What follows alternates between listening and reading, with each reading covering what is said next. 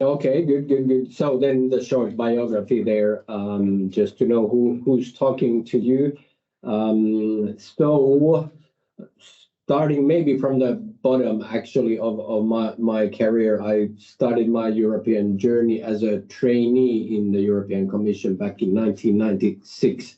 That I didn't count here because it's no longer maybe relevant for any prospective employers, but it's relevant as a starting point of my European journey. After that, I studied a year in College of Europe in Bruges, and then I was lucky to join the cabinet of the then Finnish Commissioner Erkki Liikanen back in 1998. So I spent 3.5 years approximately in the European Commission, and then at the height of the internet boom and bust, I made a jump to a high-tech company in 2001 and became a corporate lobbyist in Brussels for an American company. That leap took me then to Washington, D.C. also for 3 years, 2005 to end of 2007. Then I was responsible for developing partnerships with development organizations like World Bank and USAID and different UN organizations, etc., etc. And then I came back to Brussels to lead the Intel's European and Middle East area of public policy, including heading the Brussels office. And then we migrated as a family back to Finland, and I went to a Finnish company called Neste, which is a fuels and chemicals company, a world leader in renewable diesel, which is a biofuel for diesel engines and airplanes and ships and what have you. After I spent quite a bit of time there, I decided I want to do something completely different, and was able to join SITRA, which is a Finnish think tank, shortly put. It has a fancier name, Finnish Innovation Fund, because we also have money, which was initially received as a gift from Finland or the Finnish Parliament back in '67, celebrating the 50 years of Finnish independence, put down endowment money, which was later raised, and then our investment team apparently invested it well, and nowadays we have a endowment of some 800 million euros on yearly proceedings, of which we finance our operations, both internal salaries and such, plus some grant money for different things. So in a way, we're a publicly funded but independent from government think tank, financier of pilots, convener and educator in Finland, at least, mostly in Finland. We run some courses on societal training and act as a discussion platform as also. But that's, shortly me and my organization, so you know who's talking and from what angle. But with that, I will go ahead to the actual subject matter, European Green Deal. And first part being European Green Deal must continue, and for 3 good reasons. So you will see I have a certain agenda here also. In a way, this is not an academic paper. We have an agenda here. So be aware. But first of all, quick summary of the European Green Deal. I'm sure most of you are quite familiar with it, but just in case, a quick summary what it was and is all about. An integrated policy program, both on climate and environment side, in response to the ecological crisis. That's a short version of it. But politically speaking, it's been obviously a flagship or the flagship program of the von der Leyen Commission. If you go back to the summer of 2019, first speech of the appointee for the European Commission, Mrs. von der Leyen, the Green Deal was the top priority in her political guidelines, against which the European Parliament then approved her as the president of the incoming Commission. and it's been, I would maintain, top priority since, even though we've had tumultuous 5 years or 4 years with the pandemic and the war. So a flagship initiative for sure, and with unprecedented level of ambition, volume, breadth of scope and method, I would maintain. Ambition in terms of the level of ambition in climate and environment policy, in terms of volume of legislation that the Commission has proposed, the breadth of scope, the policy areas that have been covered is also, I think, unprecedented in one package. And also in terms of method, and with that I refer both to the choice of legal instruments and the way the Green Deal agenda has been managed. In terms of the choice of political legal instruments, by the way, and I haven't done the maths, maybe some of you have, but I think within the Green Deal, it became more of a rule that the Commission proposes regulations instead of directives. And also a lot of delegated powers are proposed to be given to the European Commission. So very much a harmonizing approach. The second part of the method has been the strong political leadership that the President herself has given to it. And then, of course, the Executive Vice President, Frans Timmermans, who's held a tight grip on the program and run it both very ambitiously and with very much personal style also, I would say. Now he's no longer there, but he's certainly left his mark. There's been some backlash on the Green Deal for sure, and you've who follow the discussions in Europe have noticed that started to bubble under as the economy has gotten worse, and with the geopolitical environment, obviously other things have risen on the political agenda and resulted also in some backlash against the program. But all in all, that's I think is a very short recap of what's been going on with the Green Deal. Now, looking into the future, the main thrust of our discussion paper is that it must continue. The ecological crisis has not gone anywhere. The different facets of it are very, very visible in our everyday life. The climate crisis, the biodiversity loss and overconsumption of resources are all more and more visible every day. But there's more. There's the ecological crisis, but I think Green Deal also is and has to be in the future conceived through the lens of Europe's resilience or strategic autonomy, if you prefer. We didn't use that term in our paper, but the resilience that Europe has to have to sustain its economy and values, indeed, in the world that's gotten much, much uglier over the last couple of years. Then thirdly, investments and jobs. I think it's quite obvious that Europe has to move towards the green transition and the transition from fossil-based energy system towards mineral-based, electrification-based energy system. So all of these good reasons are there to continue with the efforts as the next European Commission and Parliament come in. Just a quick look maybe then on what is going on the different facets that the European Green Deal seeks to address. On the left-hand side here, you have quite a fresh graph from the Copernicus Climate Change Service, which is a European initiative to monitor climate globally. It complements the efforts of World Meteorological Organization and various research bodies, but this graph tells quite clearly how the anomalies from the long-term average temperatures have changed over the last 20 years or so.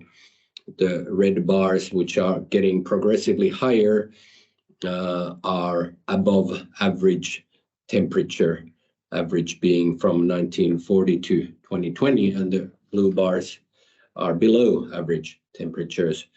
And this year in particular has been quite mind-boggling for climate scientists. I'm not one, but I follow some of them, and indeed the fact that we're breaking global temperature records almost every month has caused quite a bit of head scratching on what is really going on. And of course, in Europe, especially Southern Europe and Southeastern Europe, the summer was full of extreme events, fires, floods, etc.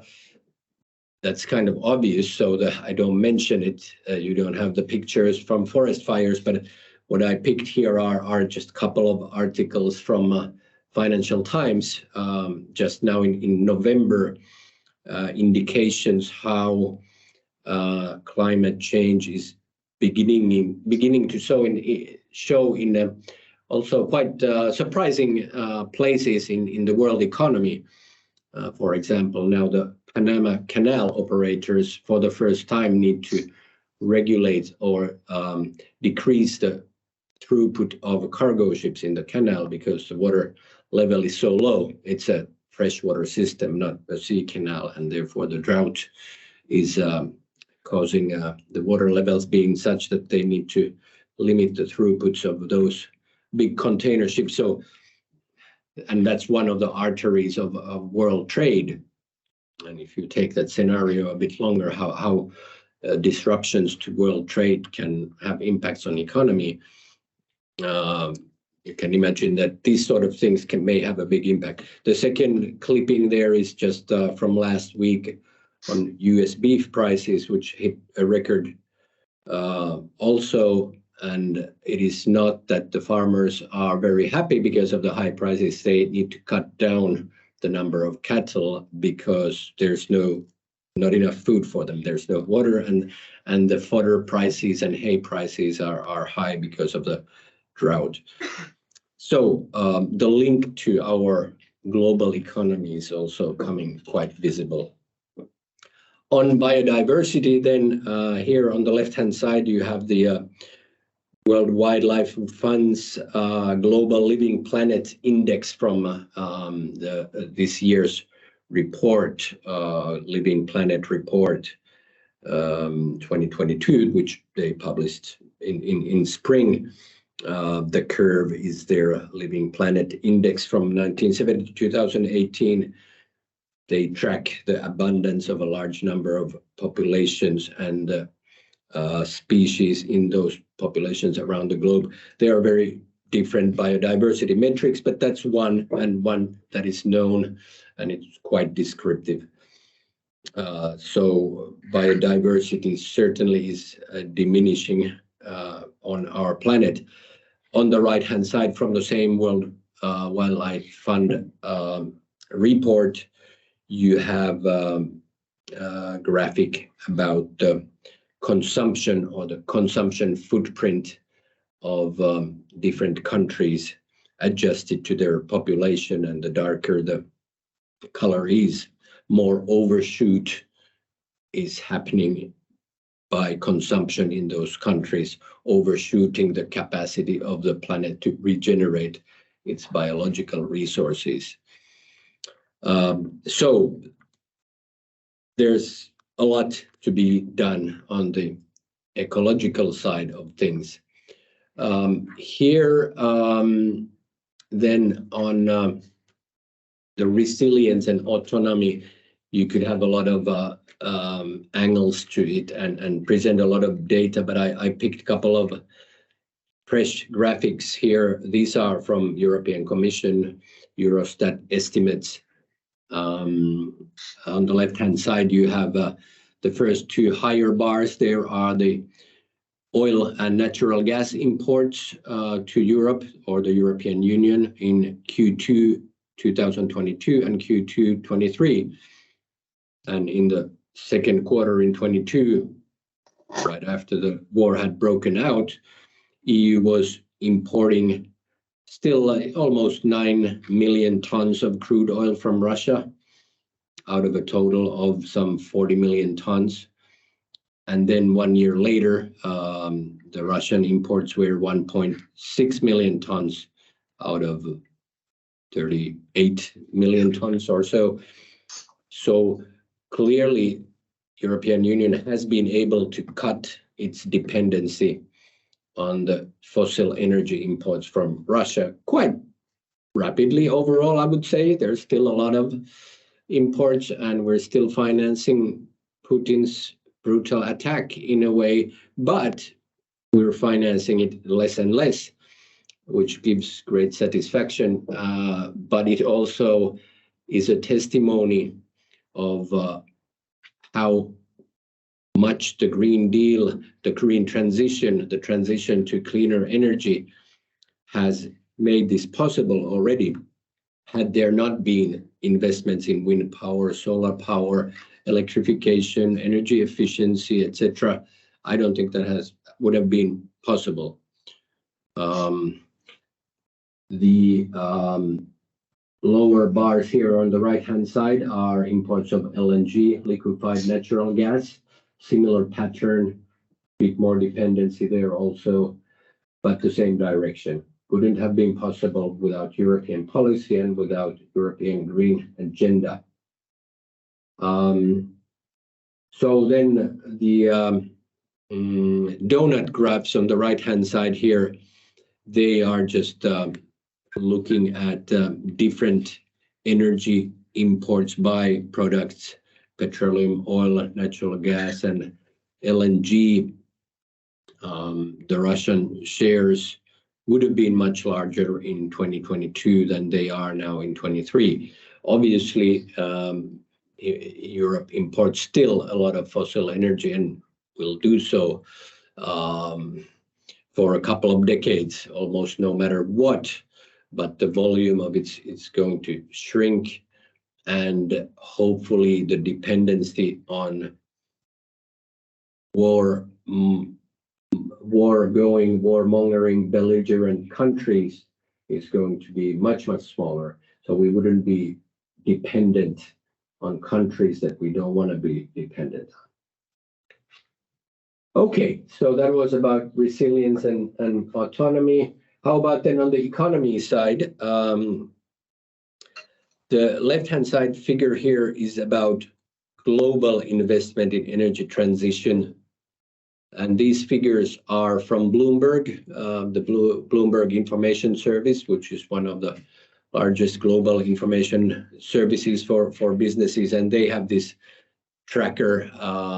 They track quite systematically the investments, what they call energy transition investments, but they cover sustainable materials, electrified heat, electrified transport, hydrogen, carbon capture and storage, energy storage, renewable energy, etc.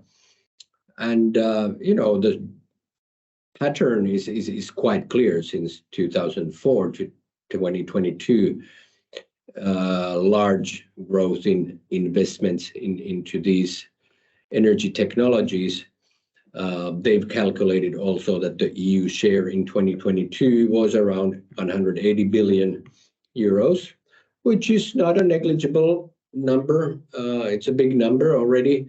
Probably in 2023, the bar may be a bit lower. The interest rate environment has changed many investment plans, but the trend is clear.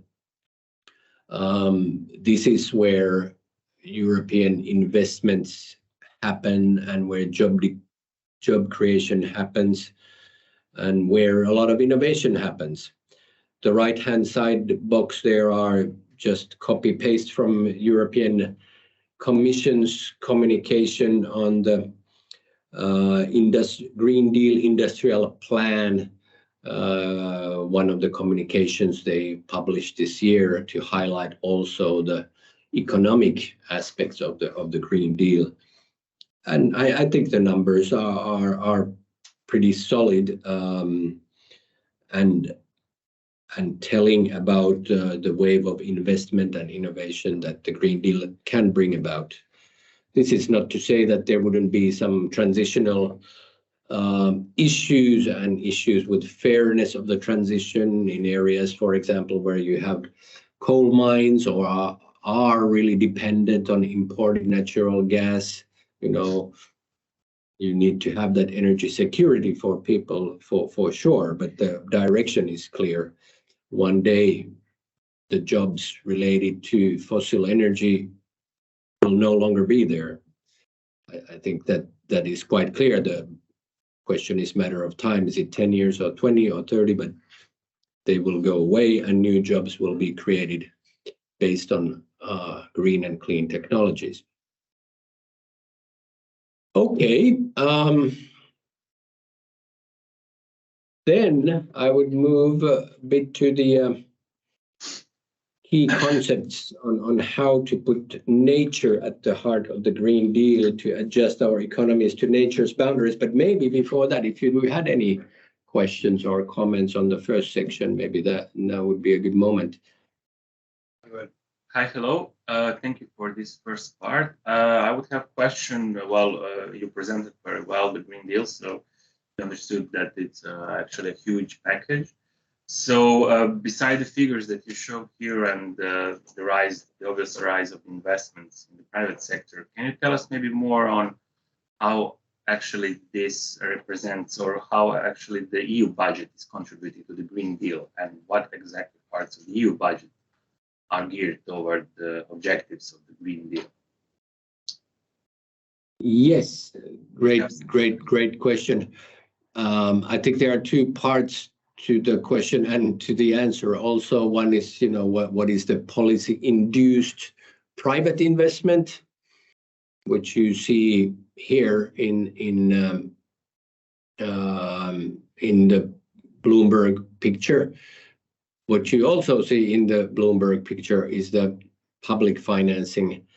They're not broken out in that figure, but the public investments coming from different EU instruments, if you were asking that, which I believe you were, I had not done that calculation for this presentation, but I think there are good recent communications from the European Commission or recent communication where the Commission estimates what the US IRA, the US Inflation Reduction Act, has in terms of incentives and what the European Union and its member states have had and are planning to have as subsidies for these technologies.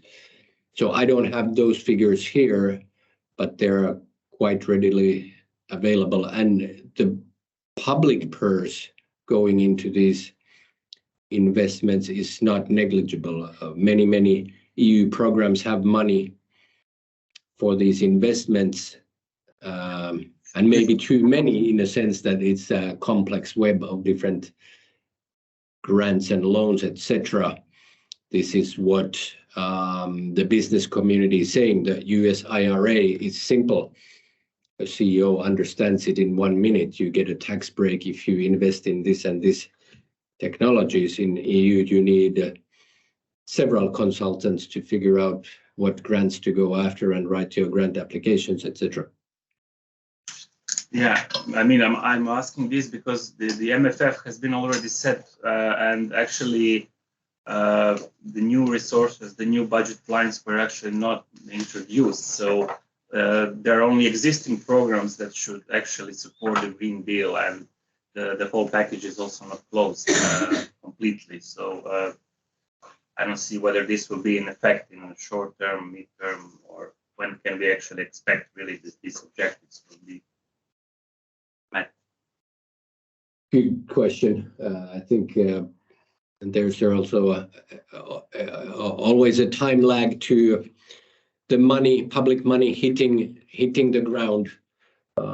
Usually with any public money, but especially with the European Union public money, the lead time from an idea of putting an RRF in place for actual projects to be ongoing is can be 2 years or 3 years or whatever. Okay. Thank you. Other questions? Good.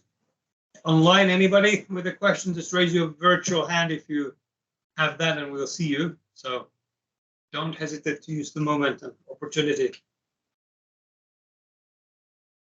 Very good. I think we can continue. Okay.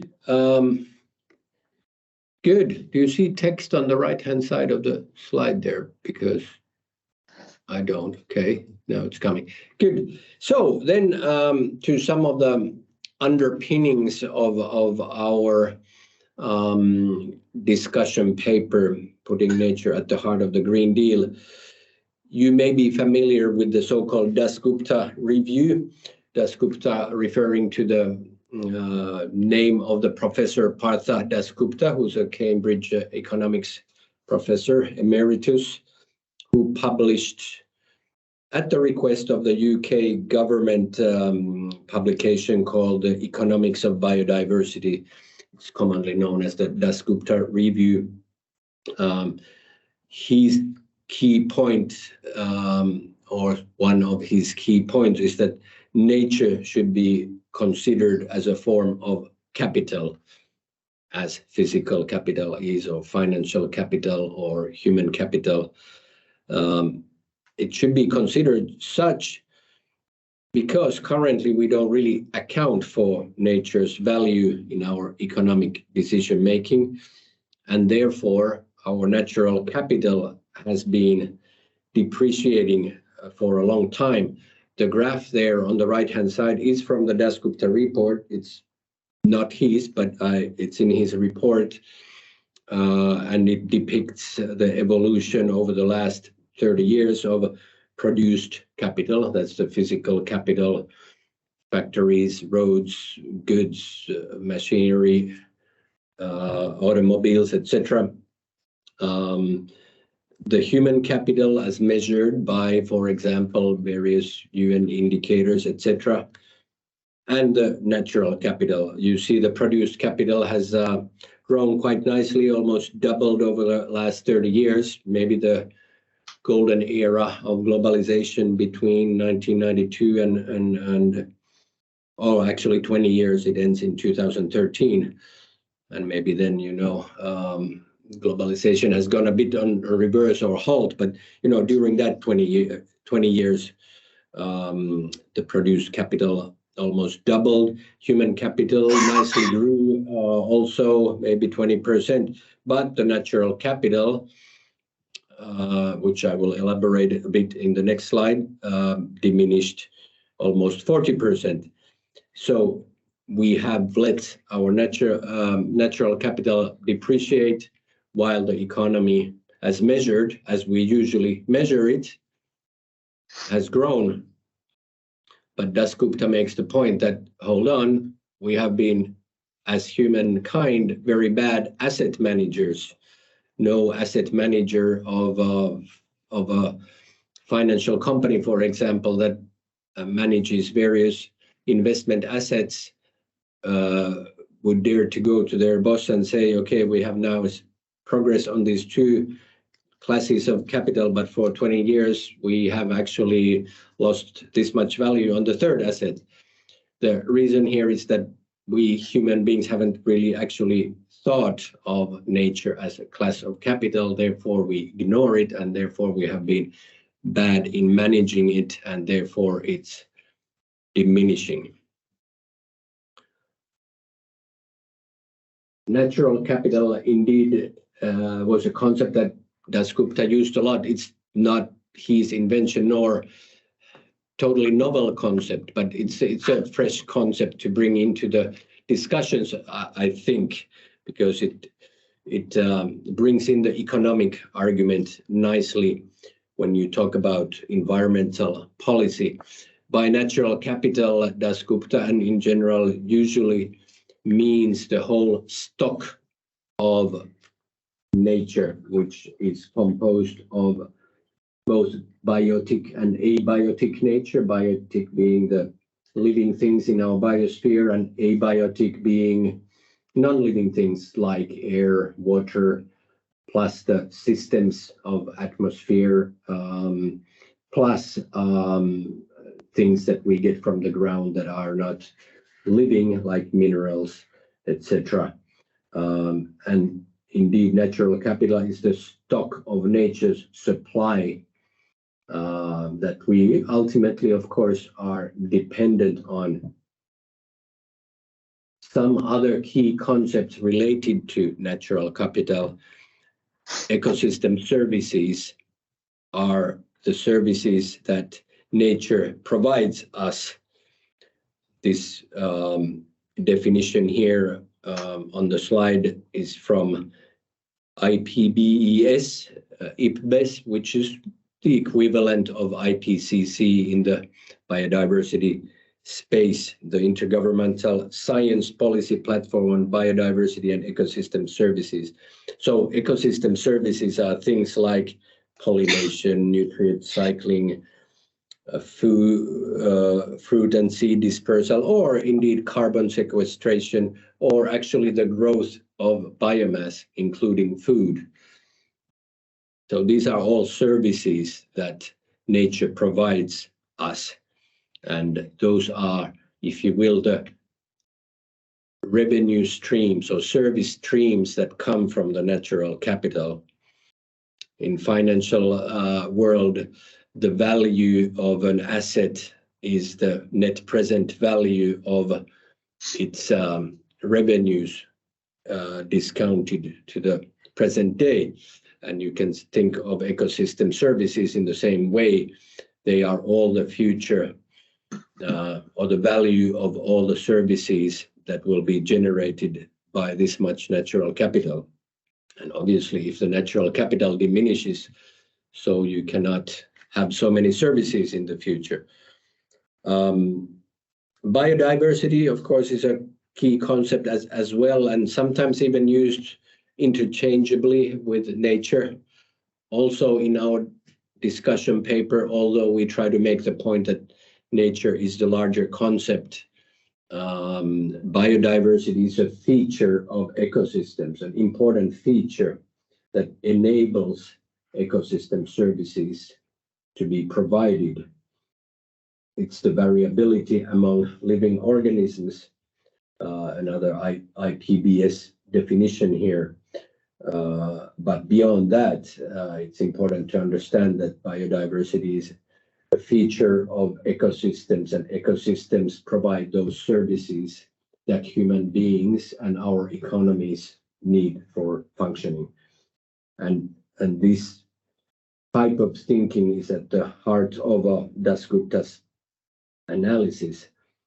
And he makes the point also in his economist way on how the biosphere regeneration that happens every year is smaller than the ecological footprint, which is composed of the population in the world times their consumption per capita, adjusted with certain efficiency ratio, which is the small alpha in his equation. Key point being really that we're consuming more than the nature is able to regenerate. Now, more about IPBES and the pressures on nature.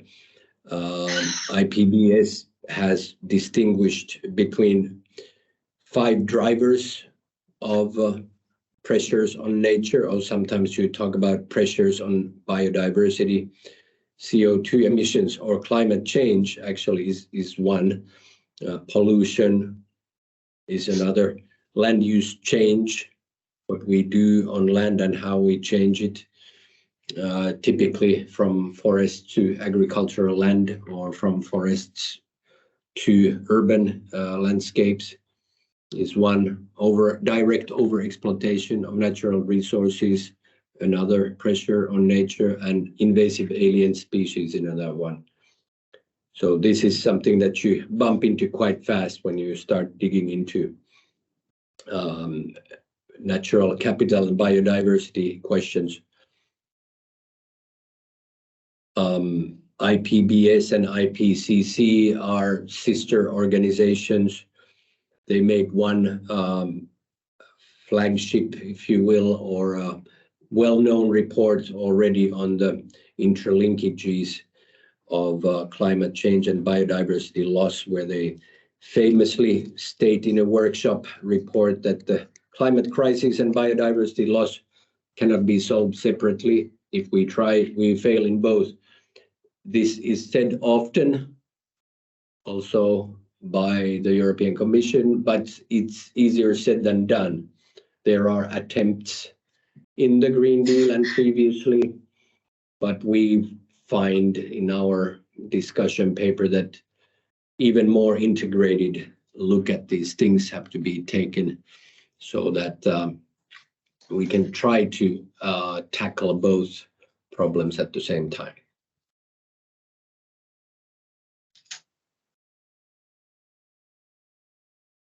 Now, something quite important happened about a year ago.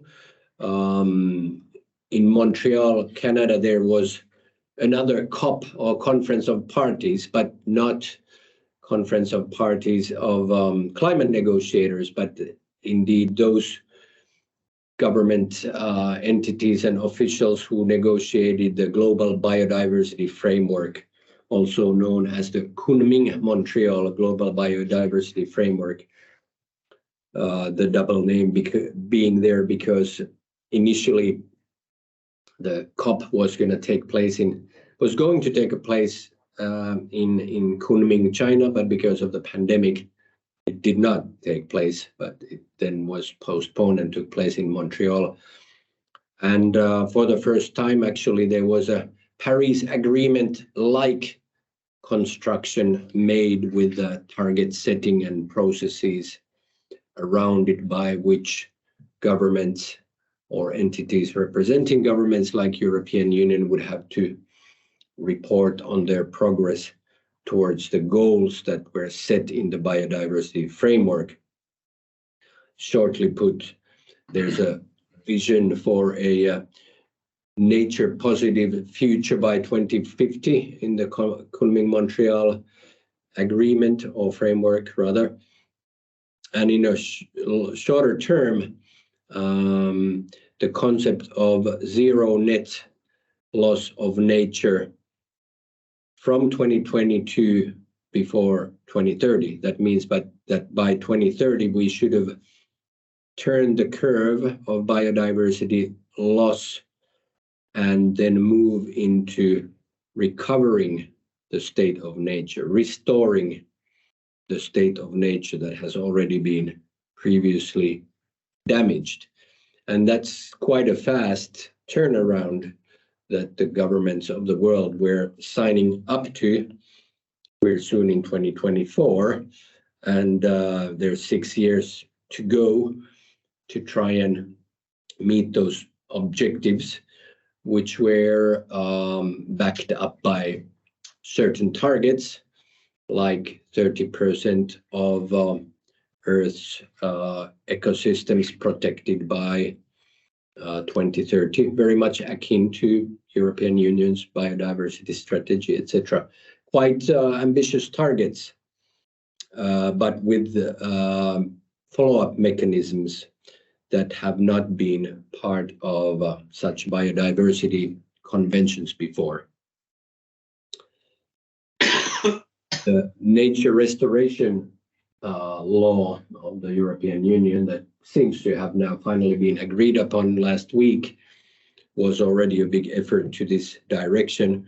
That law was watered down quite significantly, and it remains to be seen then what will be the actual willingness of member states to go to this direction.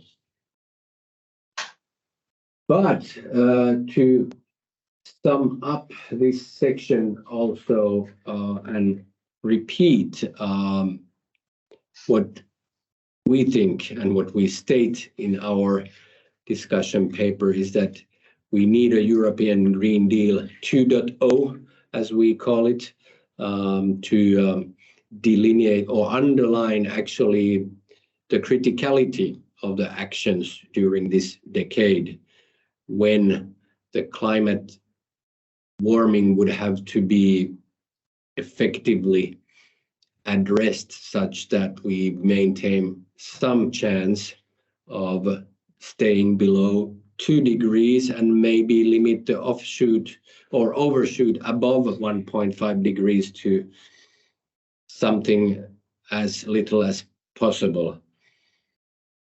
And as you noticed,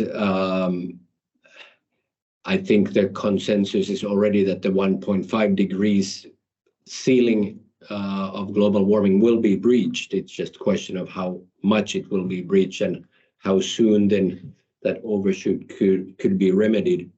But certainly action will have to be taken this decade, and the next European Commission and the Parliament and the member states will have to continue the policies that will minimize that overshoot.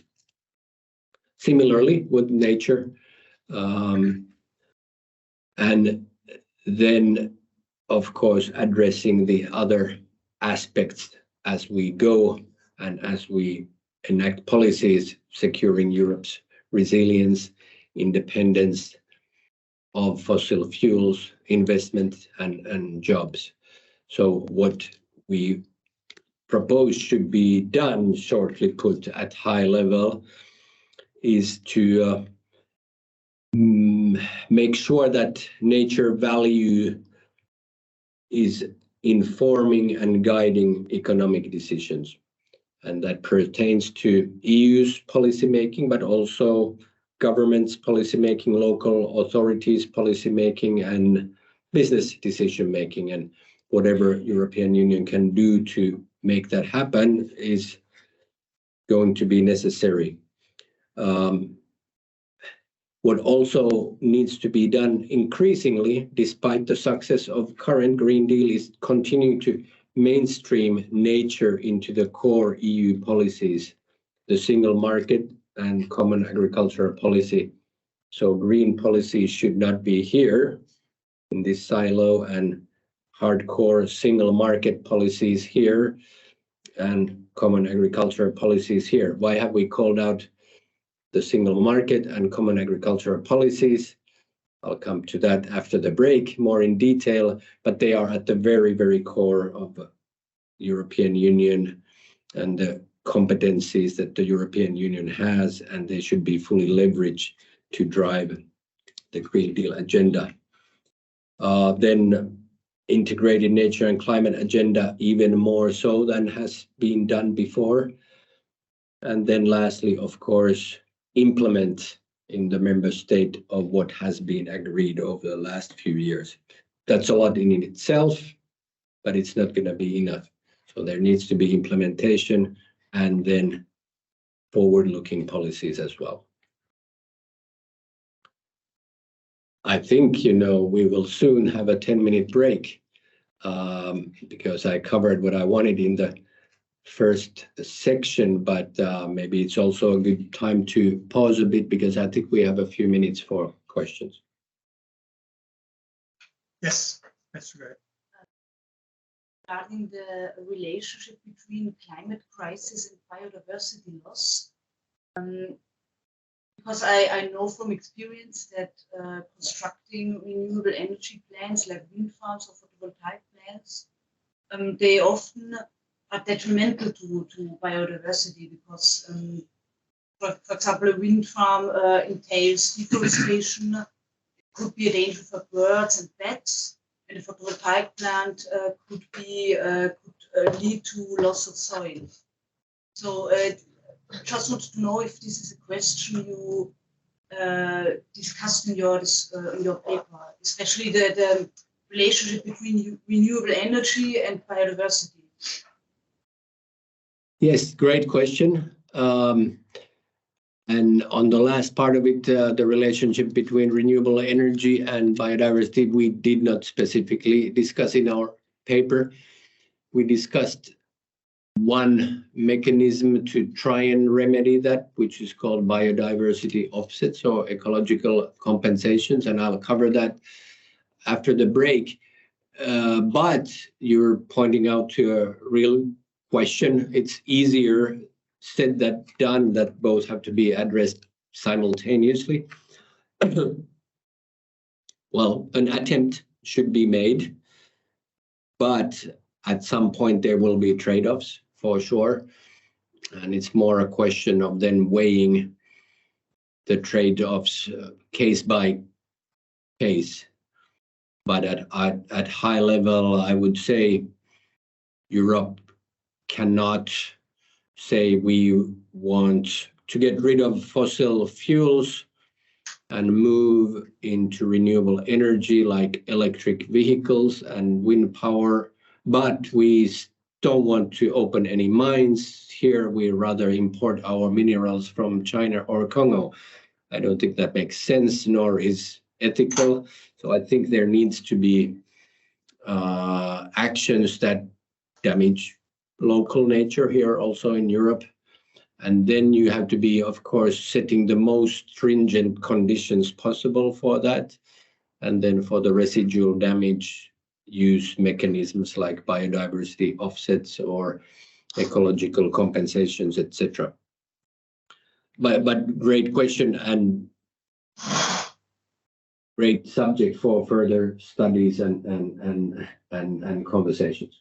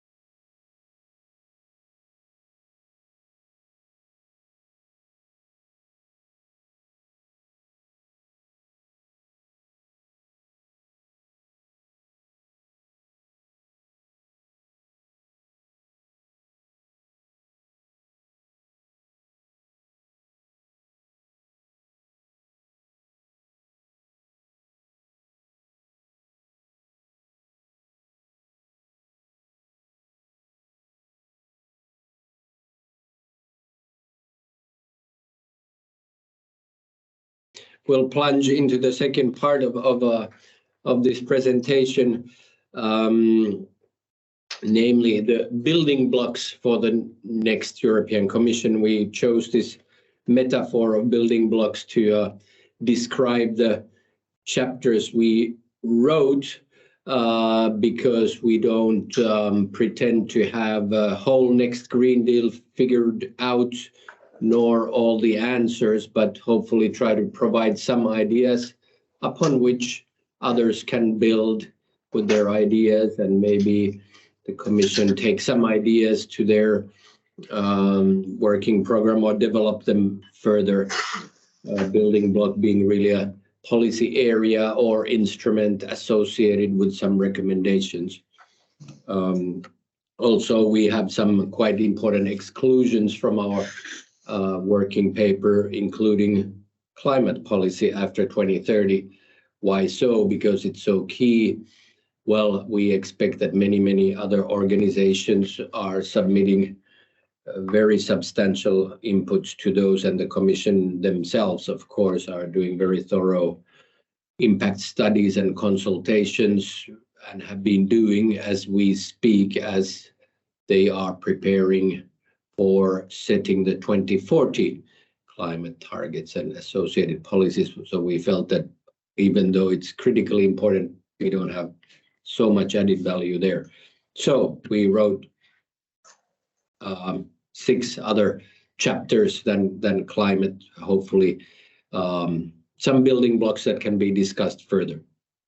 So starting with making nature's value visible and taking it into account in economic decision making.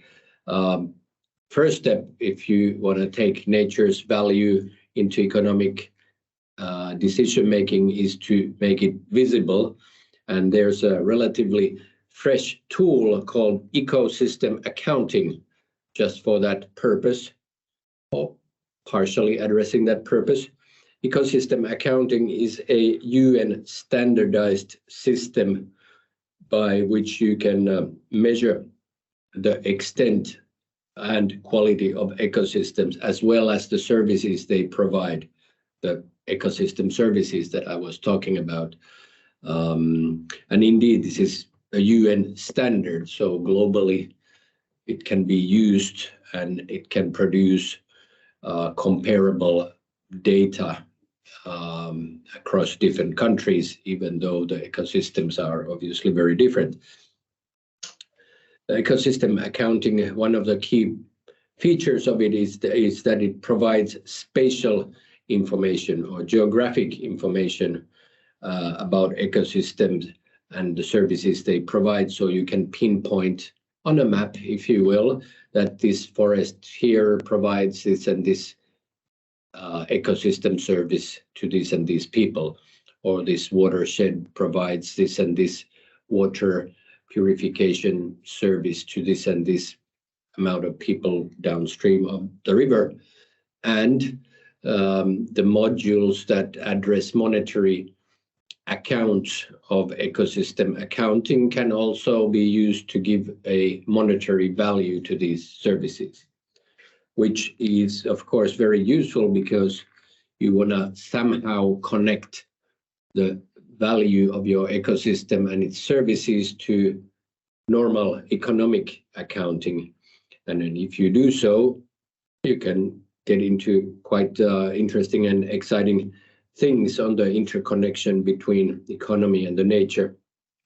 For example, how big is the annual economic benefit of nature to national economy?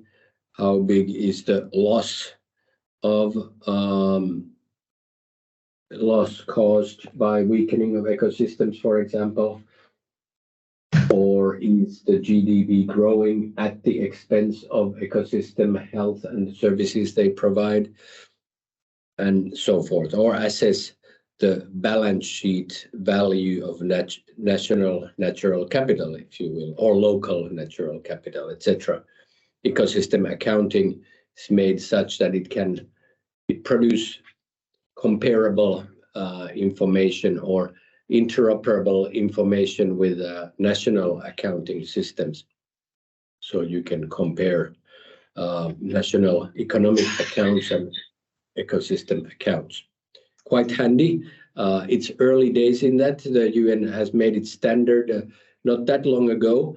The European Commission proposed an amendment to an existing regulation that there is about environmental accounts. Environmental accounts have been around for some time, and they've been measuring the inputs and outputs of different materials into economy and the energy production and some pollution monitoring. That's what you call environment accounts.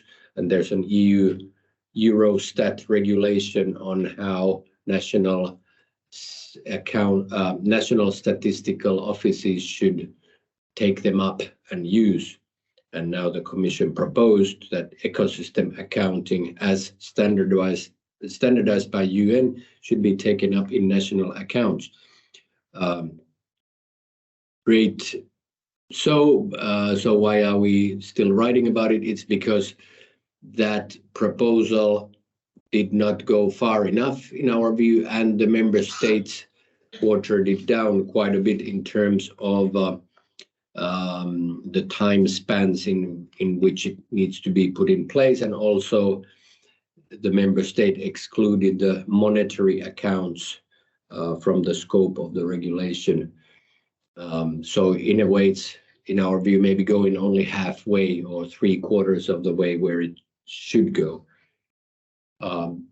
This particular regulation is still in the co-decision pipeline. Actually, there, I believe, was a European plenary vote on that just last week, but I didn't have time to check how it went.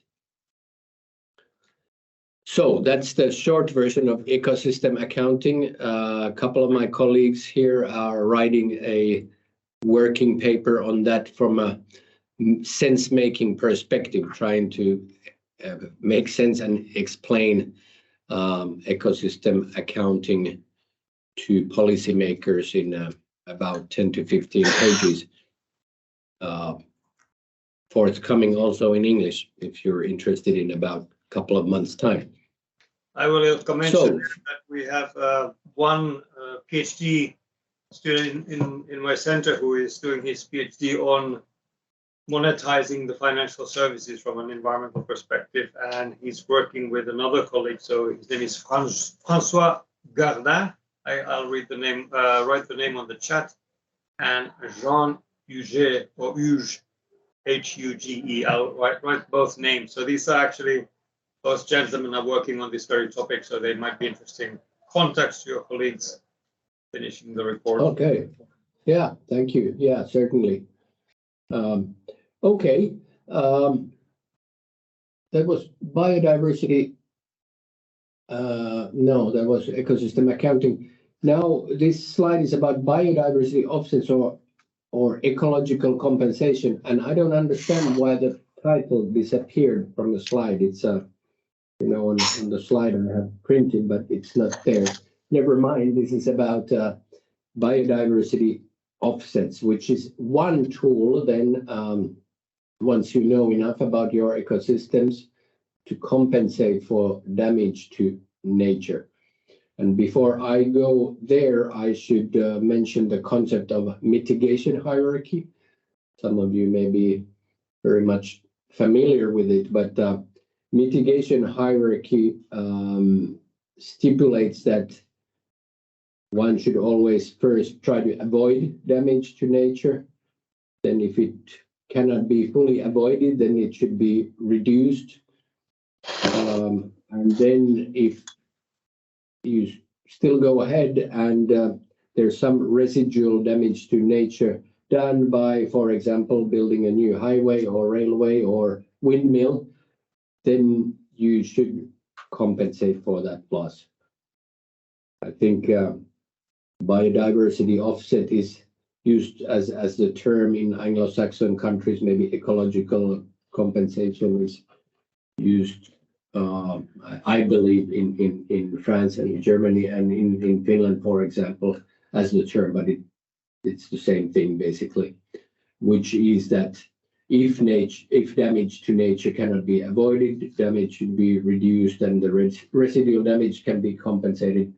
For example, if you take a new motorway project or new rail link, etc., and damage wetland, for example, the damage can be then offset by protecting or restoring a similar wetland elsewhere. So the result should be that the net amount of wetlands in good ecological condition is the same as before the highway was built.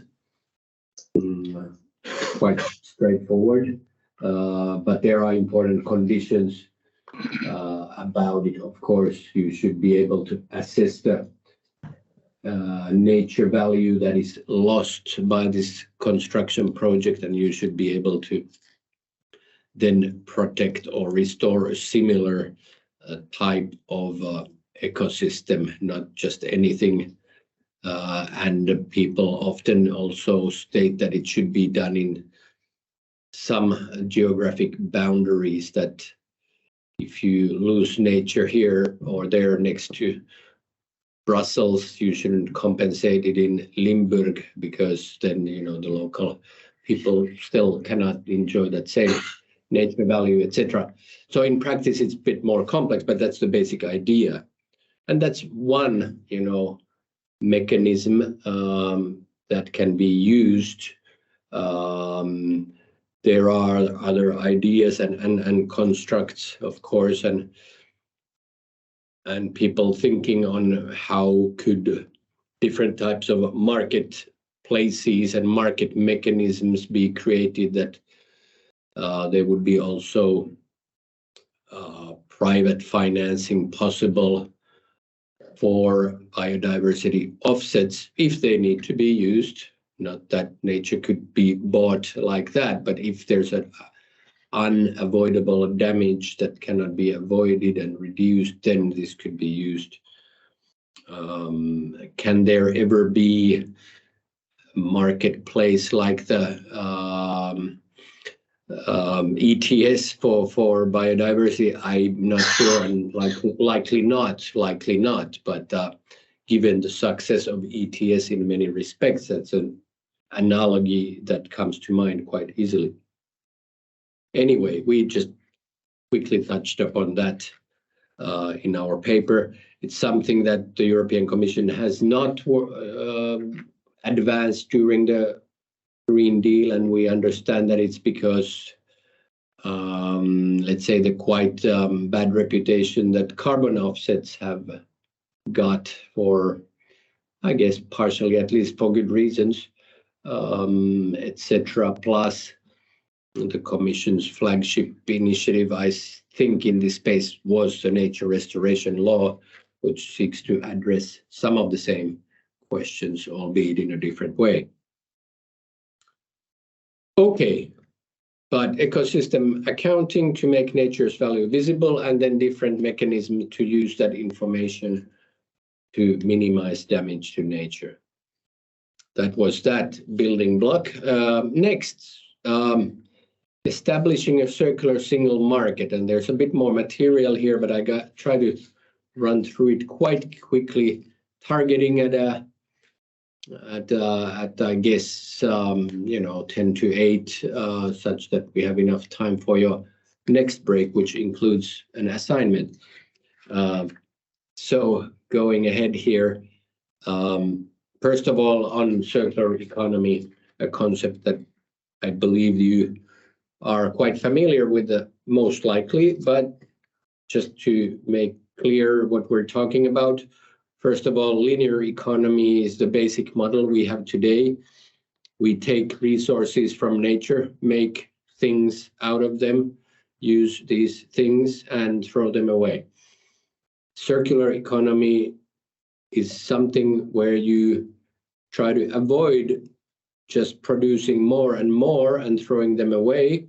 You try to make sure that you get most or maximum of value from what we have, and make things last such that that value is with us for as long as possible, through for example, smarter product design, dematerialization and digitalization, plus different types of services that are not based on owning things. For example, car sharing or sharing platforms for tools or rides or whatever. Different types of business models have emerged around this concept of having something as a service rather than having people own it and all buying it, but rather sharing it on a platform. Really the core, we believe, is on smart product design and circularity of materials. Services are important, but I think where the rubber really hits the road, so to say, is how to make products such that there's maximum amount of recyclates used and that these products last as long as possible by being reparable and reusable. So that's a bit on the circular economy as a concept. We here at SITRA actually are quite keen on that concept and the model, because it nicely hits all the three angles that we're also trying to address in our paper, and that the Green Deal tries to address, namely the ecological crisis and Europe's resilience and investment and jobs. If, for example, you buy less fast fashion textiles from China and rather manufacture more clothes here in Europe and reuse them, use them for a long time, repair them, reuse, and when you cannot reuse them anymore, you recycle the fibers and make new textiles, etc.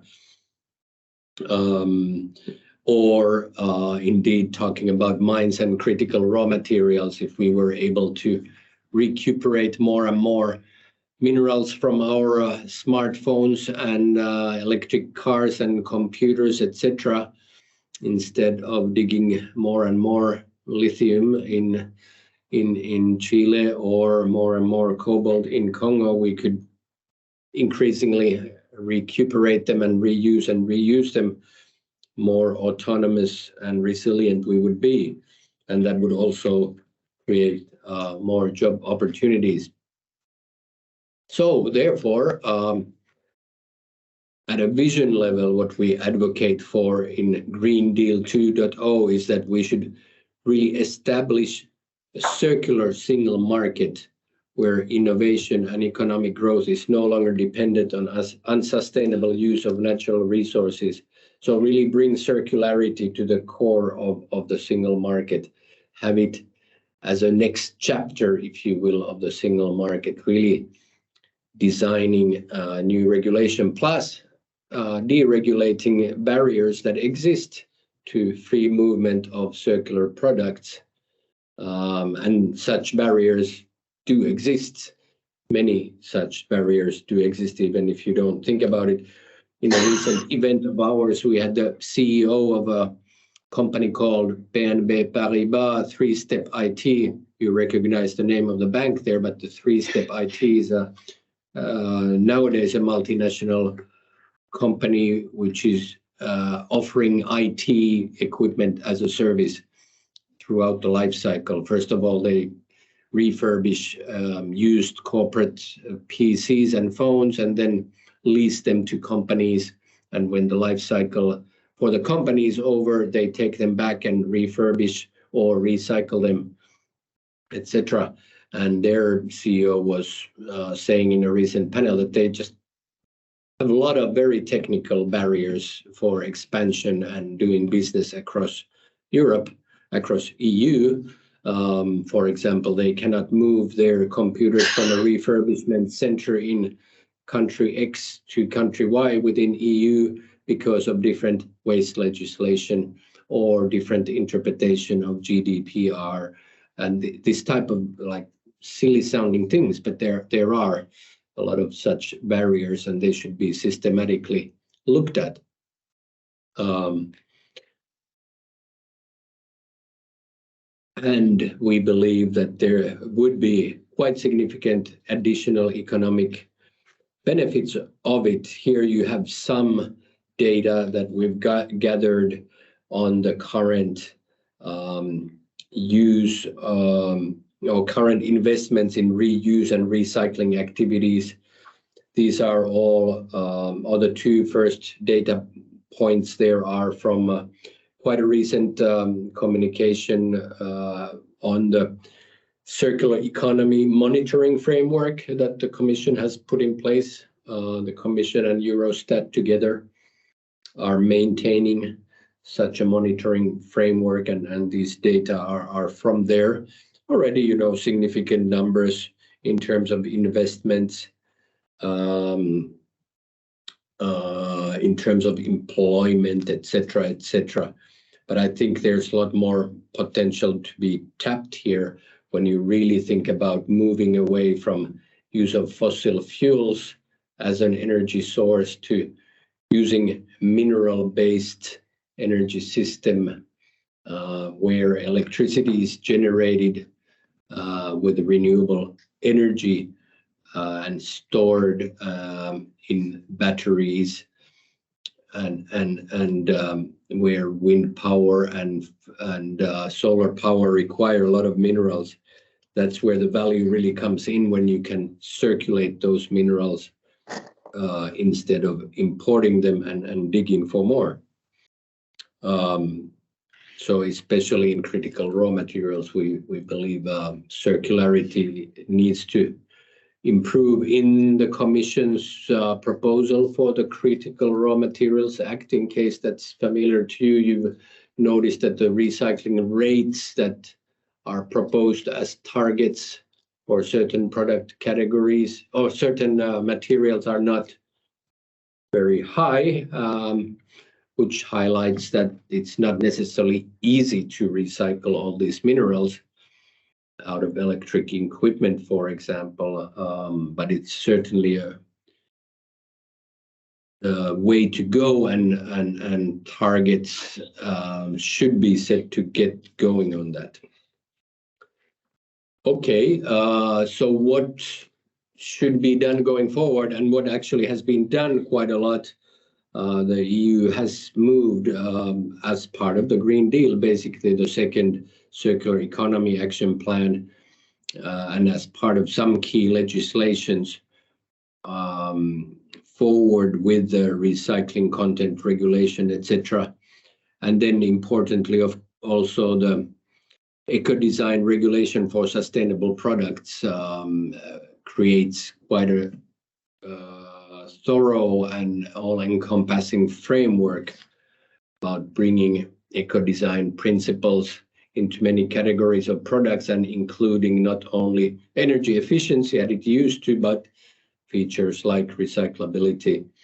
But the thing is that that's a framework, not even adopted yet, and then the Commission should move quite systematically to bring different recycling requirements into different product categories.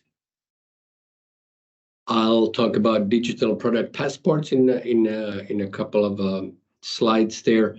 Green public procurement, interesting, lots talked about, but maybe less in use so far in member states at least. But having requirements for recycled content for products that are procured by the public sector, which represents some, maybe 20% of GDP in Europe, is something that should be further explored. And then, as I mentioned, barriers to movement of raw materials or secondary raw materials should be further looked at, for example, in the end of waste criteria. Okay, I am leaving the circular economy section.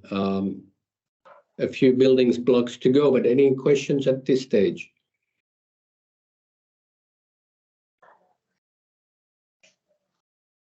We'll go deeper into the circular economy in a couple of lectures from now, but this is a very good nice introduction, highlighting some of the key points and looking forward already there as well. So very good. Mm-hmm. Okay, good. All right, then something quite different, which doesn't really have much of a policy recommendation in our paper, but we thought we ought to just even briefly, in a couple of pages, talk about the business and nature from the opportunity side and also from the risk management side. We did this because of the increasing sentiment often heard in the business community that there's so much regulation coming out of the EU as part of the Green Deal. We're sinking into this. We can't handle this, and this will be a competitive disadvantage. I have some, sympathy maybe for that, having spent quite a bit of my career in private companies. It's a lot of work to comply with all those regulations, lots of changes to the business environment, etc., etc. But then again, for most companies, it's still, if you talk about big companies, it's still usually, relatively speaking, negligible compliance cost. For smaller companies, it's tougher, but they can get help from different places, of course, and often have some more lenience from the regulation. And we should look at these things also from opportunity side, not only from the point of view, oh my God, another compliance requirement and reporting requirement from the EU, what are they thinking? The bigger picture is the opportunities and how you actually are dependent in your business on nature. Usually you are directly or indirectly. So how do you manage that risk? That should be the angle to look at it. So both the business opportunity and sound risk management. World Economic Forum has come up with quite big figures about potential of nature positive transitions being or being able to generate up to $10.1 trillion in annual business value. That's a big figure, of course, but that's a global value and the whole economy on Earth. I have not done into those figures, and World Economic Forum comes up a lot with big figures and big slogans, but it gives a flavor of there is actually lots of business opportunities also. Nature-based solutions, just as a concept, is an interesting one and emerging. That's all about letting nature do the job that you could think that humans need to build machines for or infrastructure for. Simple things like having trees, more trees in cities can quite largely cool the temperatures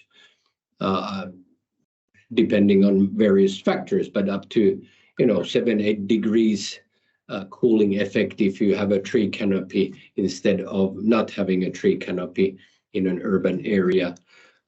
These same trees can also suck in a lot of your water that would cause flash floods, etc.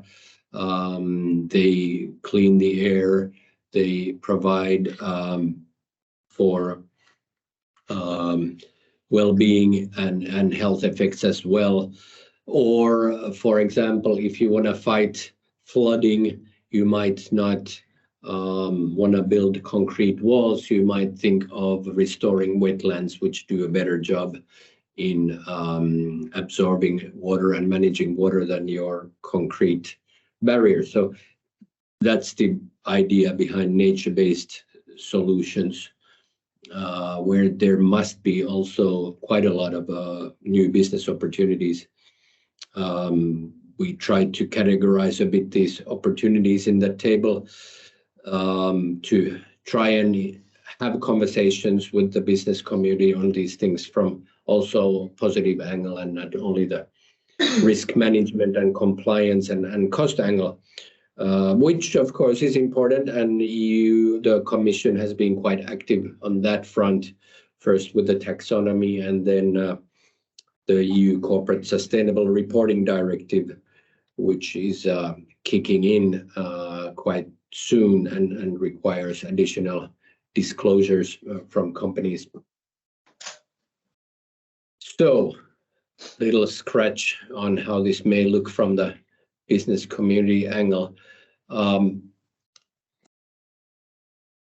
then, something different again, but we also believe as an organization that digitalization, the data economy, as it's often called, can also and must be used for advancing the green transition by providing tools for consumer empowerment. For example, digital product passports is an interesting concept, and I know they've been discussed in your organization as well there, and there's activity in Belgium, but as SITRA as an organization, we're also funding some pilots here, and I think this can be a really big deal from consumer empowerment standpoint. It's quite difficult these days to really figure out where your garment comes from, or your food comes from, or your digital equipment comes from, which parts of the value chain are where, what materials have been used, how can this gimmick be repaired or recycled, what type of carbon footprint it may have, what type of nature footprint it may have. All of this information is possible to gather in a digital form and to be displayed to the consumer in quite a user-friendly way. Everybody almost has a smartphone, and you can read a QR code from a label and up comes all the product information. Technically, it is possible and sounds even easy. When it then comes to interoperability and getting the whole value chain and getting all the information from different bits of the value chain, that's the more difficult part. But in theory, this should be doable and can really, make consumers have the ability to make much more sustainable decisions.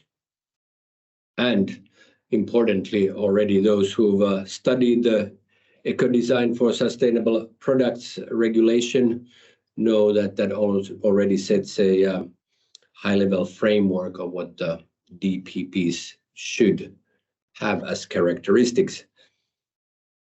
But then there's a lot of work on the specifics under the next commission. Green coding is then something different, which we highlighted because of the potential of energy savings. Digitalization per se, unfortunately, is not necessarily very environmentally friendly because you need lots of materials for equipment and you need a lot of electricity to run big data farms. And the emergence of artificial intelligence will accelerate the demand for servers and routers and all devices for sure. I mean, the AI is taking a lot of processing power and bandwidth from networks, that's for sure. And even more important then becomes that the software that is written is done in a way that it optimizes the use of resources, which is surprisingly new as thinking. You haven't had to think about it. So we would like to believe that the twin transition can happen and should happen so that technologies can be used to advance the green transition. I'll go through the next and last building blocks. Maybe we can have then some questions and then the assignment. Back to biodiversity from global angle. it so happens that the majority of biodiversity loss caused by Europeans happens outside of Europe. We consume a lot in Europe, and we consume a lot of commodities that emanate from places where biodiversity is even richer than in Europe, often in tropical areas. Thinking of cacao, coffee, rubber, palm oil, soy, and so forth. The commodities that are listed in the EU's deforestation regulation are not selected, as you know, by accident, but those are commodities that come from areas where there are a lot of very biodiverse areas, tropical rainforests, peatlands, etc., wetlands, etc. And what we consume here of these commodities have an outsized impact on biodiversity. The EUDR addresses the sustainability of supply chains. You have to prove that your supply chain of coffee, for example, has not caused deforestation, but the EUDR does not do anything about the demand of these commodities, which we think should be looked at next. And actually, one of my colleagues is running a project, financing a project done by now Stockholm Environment Institute on trying to model what would decrease of these commodities by a certain amount effect in terms of biodiversity impacts in biodiversity hotspots, something that I think would be quite interesting for Commission, for example, to look at how to then reduce consumption. Well, in Finland, we have the world record of drinking coffee, which is, one of the 7 commodities under EUDR. So, and we know it's not going to be politically easy to advocate any policies that would seek to reduce consumption of coffee, for example, by taxing it or whatever policy tool you choose. But we think that this should be looked at. What would be maybe the substitutes? What kind of economic incentives can be used to reduce the consumption here? Because if we don't reduce consumption in Europe, but the global consumption keeps constant or growing, the sustainably sourced supply or sustainably sourced commodities will come to Europe, but the rest of the world will consume the unsustainably produced commodities. So this is quite an exciting area, which was not fully, or at least, well, I would say fully not addressed by the current Green Deal. So last but certainly not least in terms of significance, in terms of biodiversity impact and climate impact, the Common Agricultural Policy, which of course, as you know, is a core policy in the European Union in the sense that it's been around for about 60 years and has always taken up a big amount of EU budget. The 30% it takes now during this cap period is actually much smaller than it used to be. It used to be much higher than 50% of the EU's budget and so forth. And it's an area of competence for the European Union, really, well, some leeway to the member states as well, but not too much. And of course, we all need to eat and farmers need to have livelihood, but pressure modern agriculture puts on nature and climate is quite significant. And the intensive form of agriculture that the CAP itself is very much incentivizing is putting that pressure on nature increasingly visibly for example, in the Netherlands, where you've observed the nitrogen crisis and the political crisis that was born because the government had to try and comply with the nitrogen directive and proposed to close down some farms because the nitrogen limits were exceeded, and that's, you know, direct consequence of having too much cattle in too small of a space.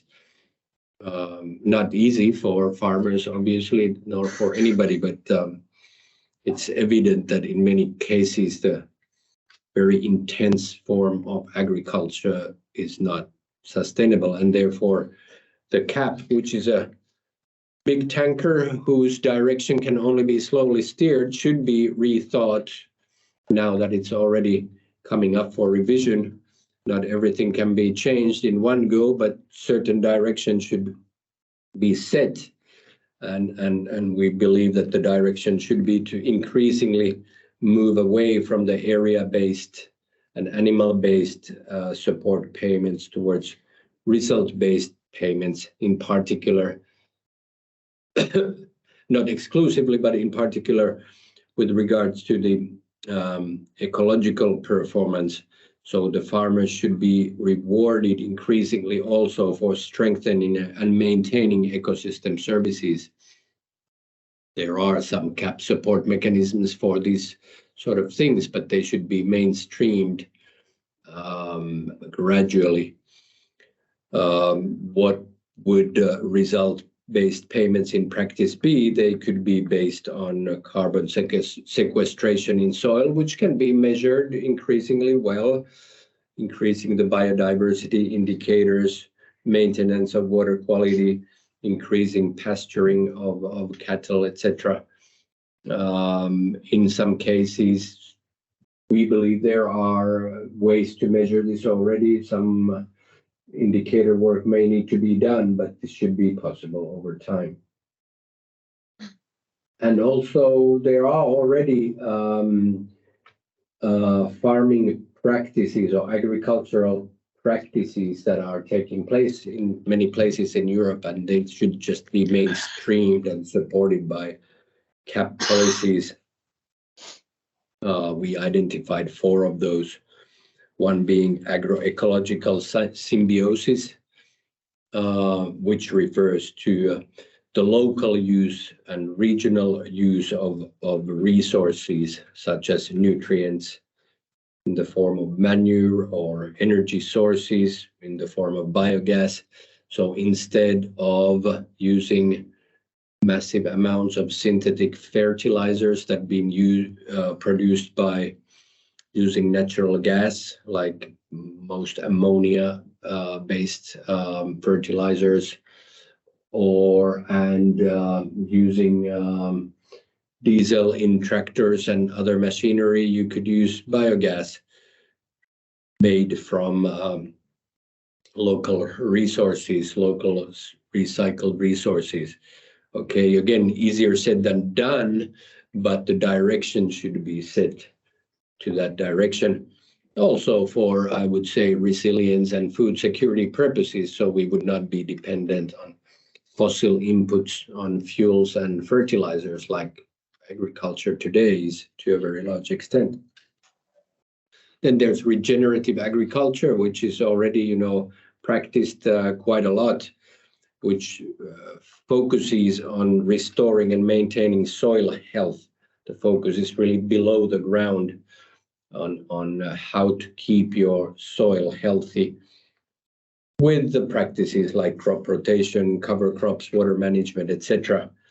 The soil is healthy, then you also have resilience for your crop growth. If you lose the health of your soil, you don't get a good yield either. For a certain time, you can fight it with increasing intensity of fertilizer use, but not forever. So it's also in the interest of farmers to have a healthy soil. Then thirdly, there's precision farming, again using data and technology to optimize the use of fertilizers and pesticides. You don't need to spread them evenly on your lot, but the parcels on your field may be quite different. And within the parcel, you have different spots. And if you know your soil and monitor, you spread your inputs evenly and you save money and have less of an environmental impact. And lastly, sustainable water management. No need to talk about much of that. The drought in Southern Europe, for example, this year and elsewhere talks volumes about that one. So that was quickly on the common agricultural policy and also on the other building blocks. I will pause there. Maybe, Harri, if there are some questions, we could take a couple and then break to the assignments. Absolutely. So, a lot of issues, circular economy, agriculture, etc. So, any questions that spring to mind? Anything that we would disagree or have a different view or similar view or? Yes, go ahead. We go first. Very simple. If possible that politically Green Deal, Blue Deal now being the deal. Did you hear the question? I did not. I'm sorry. I could not. If you could repeat it. I'll repeat it. So Nina is asking whether how do you see the political chances of success for the Green Deal 2.0, considering that there is talk in town about, for example, a Blue Deal perhaps being now more on the agenda than a Green Deal. Have you heard of that? I've heard of that. Yeah, great question, and depends on many factors, including elections of the European Parliament and national elections and politics. But I don't think the Green Deal policies per se will disappear. They may have a different name. They may have also a bit of a different emphasis, less maybe on the forefront, which is understandable, maybe because of the political and geopolitical and economic environment. People have other things on top of their mind. And also maybe because so much has been done and implementation will take some bandwidth. But I don't think they will go away, nor they should go away. And European Commission, in my experience, is very much an institution with a capital I. It takes very good care of continuity, sometimes by stealth and sometimes overtly, but already legally speaking, you always have a deadline for a revision of something, and you have a target for a certain year and a deadline for this and this to happen, and then you have to come up with something new, not to leave an empty space. I think just, the European climate law is an extreme example when you set a legal framework for continued policy, but it happens also elsewhere. And beyond the legal continuity, you have the bureaucratic continuity that the Directorates General of the European Commission maintain, the bureaucratic power that they exercise in good and bad. But these things don't disappear, even though the headline may disappear. Thanks, Ilkka. Mary had a question as well. Mine is not that. Just something to say if I understood well or not. When we were talking about the deforestation regulation, this law, it doesn't look at the biodiversity laws footprint outside the European Union. We were assessing the coffee and cocoa. It does. So the question now was just maybe checking the facts about the geographical scope of the deforestation regulation, right? Is that your question? Yeah, okay, so it does look at the footprint Yes. of biodiversity laws outside the European Union. Yes, absolutely. In Yeah. principle, I mean, you don't grow that much coffee within the European Union. No. Finnish coffee, they're the biggest coffee That's drinkers, all. but the worst growers of coffee. Grows poorly in snow. But maybe I don't know if you want to comment, but this was maybe more just a clarification. So yeah. Okay, maybe no need to comment then, so we save some time for your assignments. Yep, indeed. So let's. Or is there a question online? Yes, go ahead, Nadine. I just was asking that while we were discussing about the circular economy, does it include the waste management? Food management, was that the question? Or waste management? Yes, it does. It does. And waste management is important part of circular economy. Starting, of course, with the so-called waste hierarchy that's been around in the European waste legislation for many decades, which starts with avoiding waste and then reusing things that may be wasted and then recycling and then using waste as energy and then landfilling if anything is left. But yes, and in order to recover recycled material, waste management is quite important. But it's not the only thing in circular economy, which it's often thought about that, you know, it's all about circulating waste, but it's not only that, but that's part of it. Thanks. Alana, still Just a brief comment. Just want to say that just a few minutes ago, the political agreement has been reached on the Critical Raw Material Act, which is on one hand the positive news. So we'll see, of course, until the end of the week, the technical arrangements and agreement have to also be settled down. On the other hand, as I said, and you mentioned this in your presentation, also the nature restoration law. The agreement has been reached on trialogues last week, but still has to go to the vote in the parliament. And just to respond to the question of our colleague here in the room, I mean that this will also in a way determine the direction of the Green Deal 2.0, because it depends about the elections and how actually this will turn the tide and which direction actually we will go with our green ambitions in that way. So let's see, but this will actually happen very, very okay. soon. And this is a comment from inside the parliament, right? So we have some of the students were there in the system, so to speak, as we can hear. So good to hear. Oh, yes, indeed. I still have to read the trialogue outcome. I haven't. I've only read the press releases, and so it's interesting to dig into the detail.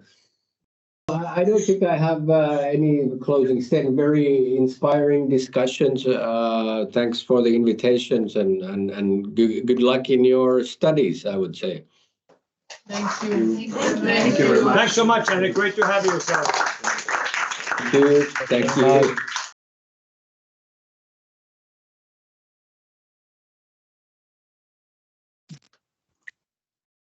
Bye online. Bye, Bye, Nadine. Professor. Bye, Nahue. Bye. Bye.